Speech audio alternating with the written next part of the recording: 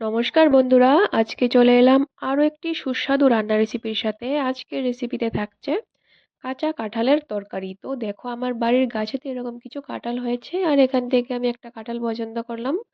তো আমার বাবাই কাঁঠালটা গাছ থেকে কেটে দিলেন। আজকে এই কাঁঠালের রেসিপি তোমাদেরকে দেখাবো। তো আজকের রেসিপিটা কিন্তু আমার নয়, আমার মায়ের রেসিপি। তো পাশে থেকে প্লিজ দেখতে থাকো শেষ পর্যন্ত। আর যদি ভালো লেগে থাকে প্লিজ লাইক করে দেবে, কমেন্টে জানাবে কেমন হলো। আর প্লিজ প্লিজ শেয়ার করে দেবে ভিডিওটা। তো কাঁচা কাঁঠাল খেতে কার না পছন্দ, আমার তো ভীষণই পছন্দ। আর তাছাড়া এই কাঁঠাল সবজিটা খুবই পুষ্টিগুণ সম্পন্ন থাকে।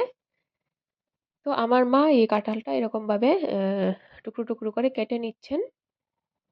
আর কেটে নেওয়ার পর এটাকে উম, জলের মধ্যে সেদ্ধ করে তুলে নেওয়া হয়েছে। দেখুন, তুলে নেওয়ার পর আমি দেখাচ্ছি, কাঁঠালটা এইরকম সফট হয়েছে।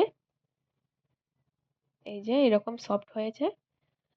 আর সাথে টুকরো করে আলু কেটে নেওয়া হয়েছে। এখন কড়াইতে তেল গরম হয়ে গেলে তার মধ্যে আলুটাকে লাল করে ভেজে তুলে নেওয়া হবে। আর কাঁঠালের জন্য যে কাঁচা কাঁচা মশলা বা গুঁড়ো মশলার ইনগ্রেডিয়েন্টসটা লাগবে সেটা আমি একটা বাটির মধ্যে ভিজিয়ে রেখেছি। যেখানে রয়েছে আদা, রসুন, পেঁয়াজ বাটা, কাঁচা লঙ্কা বাটা, জিরে গুঁড়ো, ধনে গুঁড়ো, লাল লঙ্কা গুঁড়ো, হলুদ গুঁড়ো আর পরিমাণ মতো নুন দিয়ে একটা বাটিতে ভিজিয়ে রেখেছি। আর এখানে তেল গরম হয়ে গেলে তার মধ্যে রসুন কুচি আর তেজপাতা দিয়ে তারপর সেদ্ধ করা কাঁঠালটা দিয়ে দেওয়া হলো। এটাকে কিছুক্ষণ নেড়ে চেড়ে তার মধ্যে পরিমাণ মতো নুন দিয়ে এটাকে কিছুক্ষণ ঢেকে দেওয়া হবে। তো 2 থেকে 3 মিনিট ঢেকে দেওয়ার পর ঢাকনাটা তুলে তার মধ্যে টুকরো করা পেঁয়াজ আর পরিমাণ মতো হলুদ গুঁড়ো দিয়ে এটাকে কিছুক্ষণ সাঁতলে নেওয়া হবে। তো কিছুক্ষণ সাঁতলে নেওয়ার পর এখন তার মধ্যে যে মশলাগুলি আমি বাটিতে জল দিয়ে ভিজিয়ে রেখেছিলাম সেই মশলাগুলি দিয়ে দেওয়া হলো। আর এটা দিয়ে মিডিয়াম আঁচে আহ, কাঁঠাল তরকারিটাকে ভালো করে মশলাটার সাথে কষিয়ে নেওয়া হবে। মশলা কষানোটা যতটা সুন্দর হবে তরকারিটা খেতেও ততটা সুন্দর হবে।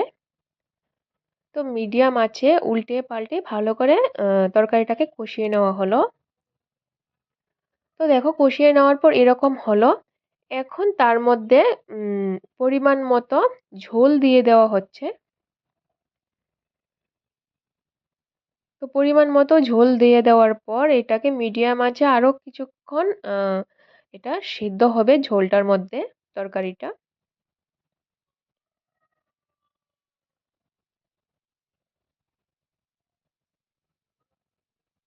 তো তারপর এরকম ভাবে ঝোলটা দিয়ে দেওয়ার পর আরো কিছুক্ষণ সিদ্ধ হয়ে গেলে শেষে তার মধ্যে পরিমাণ মতো গরম মশলা দিয়ে দেওয়া হবে। 1/8 চামচ বা 1 চামচ পরিমাণ মতো গরম মশলা দিয়ে তারপর আর কিছুক্ষণ নেড়েচেড়ে এটাকে নামিয়ে নেওয়া হলো। খুবই সুস্বাদু হয়েছে খেতে আর খুবই পুষ্টিগুণ সম্পন্ন।